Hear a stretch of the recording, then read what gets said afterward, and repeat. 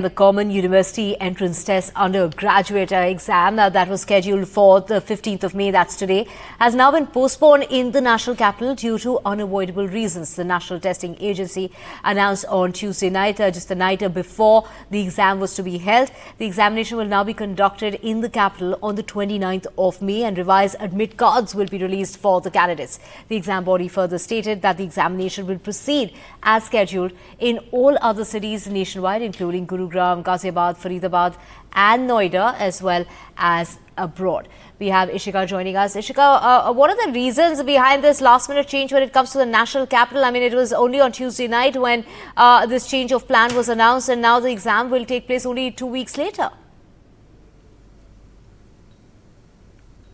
Well, that's in fact, Divya, as you were rightly mentioning this, that just hours ago from the CUET exams, CUET UG exams, the NTA in fact had issued a public notice saying that the exams that are scheduled for today in the centers of Delhi will now be postponed and they will now be held on May 29th. However, all the other exams, that are conducted in the centers of Delhi, be it on May 16th and so on, all of them are going to be held as per the schedule. Now, it is also said that for today's exam, it is going to be held as per schedule in the other cities like Gurugram, Noida, Faridabad, Ghaziabad, and other cities.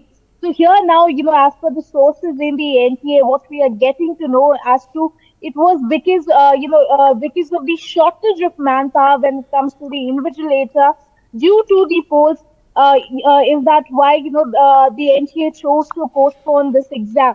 So certainly, the sources in the NTA say it is because of the shortage of manpower that they have decided to postpone this exam. But certainly, it is a huge number of students that have applied for this exam, CUET, UG exam. So, issuing a public notice that was just hours ago, it is likely to create a chaos today. Over to you.